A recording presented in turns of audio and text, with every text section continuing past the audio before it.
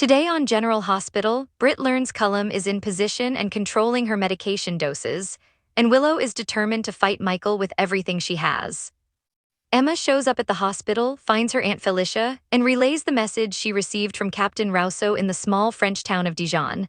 They have her grandmother who claims Faison is alive. Max soon arrives and tells Emma that he and Felicia are boarding the next plane to Franco to find out what is going on. Mac and Felicia suggest this could be a ruse, Anna's way of reaching out for help.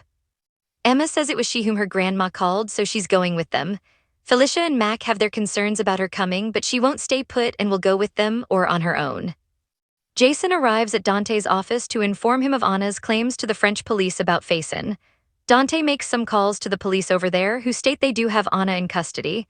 Jason can't believe Faison is alive, but Dante knows even the name Faison triggers Anna's PTSD.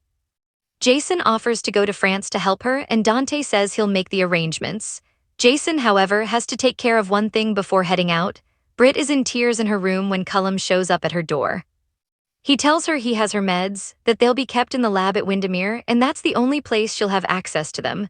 Britt says she still needs her meds to function at the hospital and keep up her appearance. She's playing by his rules and doing the work. Cullum reiterates that she will receive only one dose of meds at a time at Windermere. He then walks out. Britt showers and tidies her place. She thinks about Jason's promise to replicate her meds and says that his plan was too good to be true. At Nina's, Willow arrives and tells her mother about Tracy breaking into Drew's place to take back her family heirlooms with a stolen key, which Martin took from her. She now has it. She wonders whether she can use this against Michael, as if he and Tracy had come up with the plan together. Nina tries to talk Willow down, saying there is no evidence tying him to this. Still, Willow has to prove that Michael is making poor choices to the court, like taking up with Jacinda, who has a criminal record. Nina reminds her daughter that this is family court, and the last thing the judge wants to see is her and Michael tearing each other down over their children. The best way to advocate for herself is to be the bigger person and seek peace. Willow says she tried to seek peace, but now it's time for something stronger. Willow says the only thing this year has taught her is that she has to fight for her kids and go after Michael. Thanks to Alexis, everyone now thinks Michael shot Drew.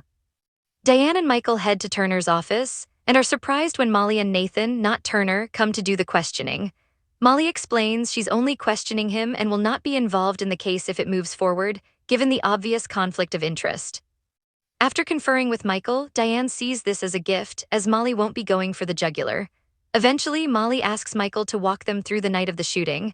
He does so off-camera, and Molly and Nathan thank him and depart. Alone, Michael thinks this is over, but it's not. Diane says the only reason he hasn't been charged is that the DA needs to make sure their case is solid, and he is one piece of evidence away from being charged and tried. Nathan heads to see Dante, who learns about Anna's ordeal and claims that Faison is still alive. Dante asks Nathan if he has any insights into what Anna is saying. Nathan knows nothing, and he's still in the dark about his missing 7 years. Jason turns up at Britt's place, coming through the window on the fire escape. He thought she was at work and came to get a sample of her meds. She tells him Cullum took them, she can only get them at Windermere.